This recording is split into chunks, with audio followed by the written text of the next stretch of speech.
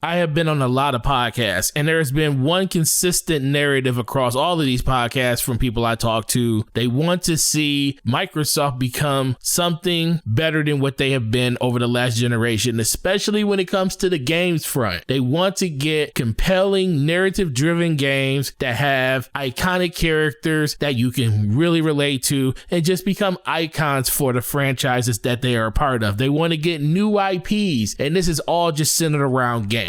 So no matter what Xbox has done on the console front, on the service side, or just in platform longevity in general, none of that stuff matters until people feel like the games are up to snuff and they are actually taking advantage of all of the things that Microsoft gives them in order to have the most powerful and competitive platform that we have ever seen. So a lot of people are going to think that this is truly impossible, but in this video I'm going to tell you how this is not only very possible, but how this one thing can grant Xbox support for an entire generation. Let's talk about it.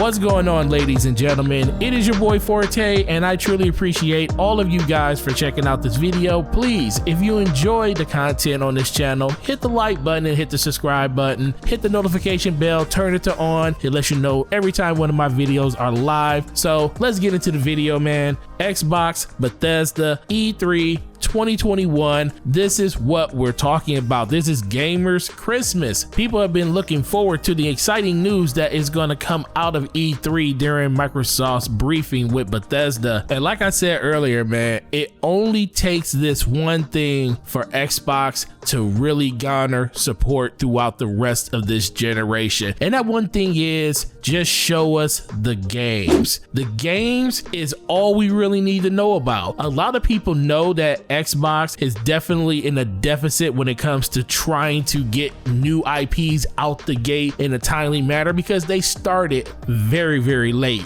when it comes to the last generation. Most of these studios were purchased back in 2018. We got a large inflection of them in 2021 with the acquisition of Bethesda. And yes, if you are an Xbox gamer, you know that games are coming, but what is that going to do for you right now? And don't let nobody else tell you this is different, but games are the lifeblood of any console. People will go out of their way to spend hundreds of dollars to get something for one game. I bought my PlayStation 5 for God of War, a game that won't come out during the first year and a half to 2 years that the console was on the market, and I'm fine with that because I'm playing games along the way. I'm playing Ratchet and Clank right now, which is an amazing experience that anybody that has a PlayStation 5 should definitely try. But it doesn't hold me back from playing these games, even knowing the game that I want to play is not available yet. And this is the strategy I think Xbox needs to deploy during E3 2021, because people just want to know that, hey,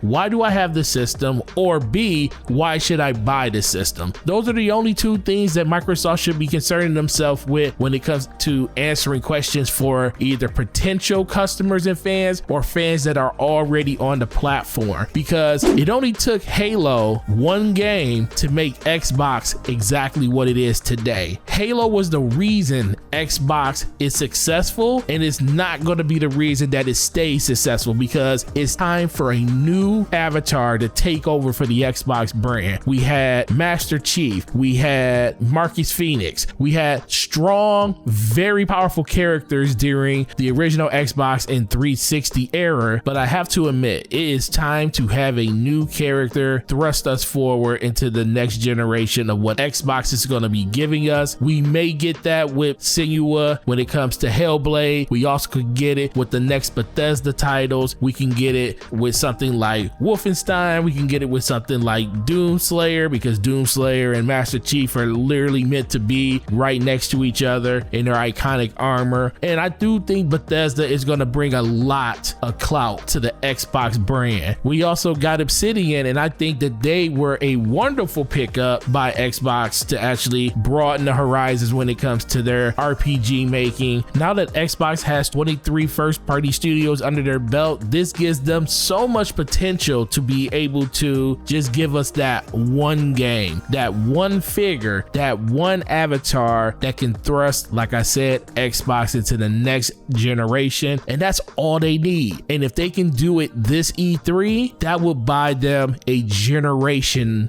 worth of support from people, because that one game could be the first game that ushers in more games down the line for Xbox as they release them month after month, quarter after quarter, year after year. So let me know what you think about that down in the comment section. I definitely want to hear from you guys. What is it that you think Xbox needs to do for you in order to be supportive of this generation? Have you already purchased your Xbox One X or Series X, or are you playing Game Pass on PC or any mobile devices? That is all support. So please let me know what your input method is down in the comment section. So guys, we only got one more day until Xbox comes out and hopefully surprises us all. I'm going into this as excited as I need to go into it. I don't want to have #wait for E3 next year. I do understand that there are going to be a lot of games that most likely will not be at this press conference, but it doesn't change the fact that Xbox only has to show us one